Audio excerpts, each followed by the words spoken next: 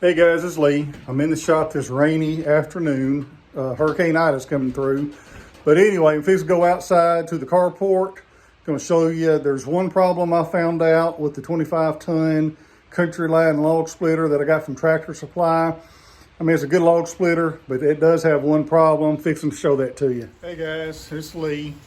I don't know if you can tell in the video, but it is raining outside. This is Hurricane Ida. Coming through, came in last night.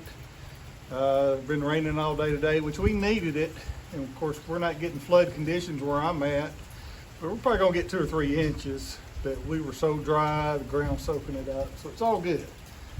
But because it's raining, this is not an action video today, but I did want to talk to you about this Countyline 25-ton log splitter. There's one problem with this log splitter that I found out. Many of you may already know this, but I'm gonna go ahead and show you what it is. And it deals with this right here. Okay, so this is what happened. If you look at my videos, go back a month or two, and there was I had a Countyline log splitter, and there it is, 25-ton. I had a video where I was getting this out. It had been sitting for about 2 months outside. Because I'm in this carport now, and this is where it stays. But to save rooms, I knew I wasn't going to use it for a few months, and I wanted to get out of the way, so I stored it outside and I did cover over it, okay? So the whole thing was covered and it was waterproof, but maybe with the winds and stuff, it probably blew it over. But this is a problem because what happened, so I got it out 2 months later, and I went to start it, and what happened is I couldn't pull it. It kind of locked up, couldn't pull it, and I had no idea what was going on because I kind of thought it was covered and well protected. So as the story goes, it sat for 2 months undercover. It was in the summertime, early spring, and I knew I wasn't going to use it for a while, so I had it out, just saving space here. So what happened is I got it out. Like I said, I pulled on the pull cord, it wouldn't move. So I was very confused about what was going on because it ran perfect last time I parked it. And of course, I'm a little, I work on small engines some. I'm not a mechanic by no means, but I've cleaned plenty of carburetors and things of that nature. So, and you can go back and look at the video. And of course, my first thing was I pulled the spark plug out and pulled the rope in. Well, a bunch of rusty water came out, and I was very confused. So I thought, how in the world did that get in there? And so I sprayed carb cleaner in the opening to the carburetor, and you could hear it fire because that, when I took the spark plug out, it kind of released the pressure on the pull cord. And so what I did is I took the carburetor off, cleaned it, which it wasn't real dirty, but rusty water did come out. Probably all I had to do was drop the bowl and not even remove the whole carburetor and just drop the bowl on it. But I didn't do it. I just pulled the whole thing off, cleaned it, pulled the cord several times and got all the rusty water out of the cylinder where the spark plug goes in. And after I got all that put back together, it ran fine. So the problem is this. Hey guys, this is pretty good information. Go ahead and hit that subscribe button right in there. Now, I went on a couple of forums on the internet and watched a couple of YouTube videos because a couple of guys were referencing this problem. But what it seems to be happening is when it rains, water gets in this. Now this bolt goes straight down into the carburetor. So water gets in here, goes down, of course, I can take it off.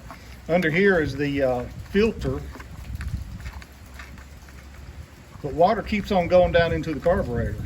So it's just a natural funnel going down into it. So it goes down into here and all the way down into, of course, your carburetor's under here. And I'm not going to take all that off, but that's what happened. And I think when I pulled that cord, it probably didn't get into the cylinder until I pulled the cord, and then it released it into it. And all the rusty water from the carburetor shot out that. But I've heard other people talk about this and made reference to that's happened to them.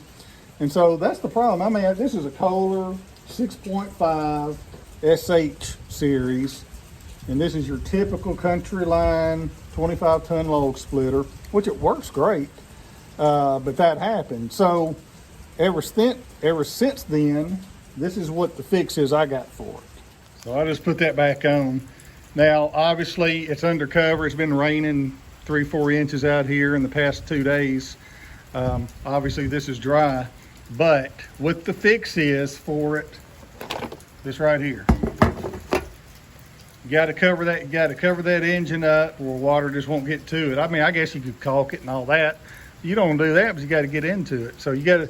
Now, if you had a lot of winds, I guess you could take a bungee cord and drill a hole and bungee it down, and that might be what I do when I'm not going to use it for quite a while. But anyway, be aware. Don't get the engine wet. Now, I don't want any of it wet, really, just because it's not good for it. And as long as I got space under my carport, so this is what I got.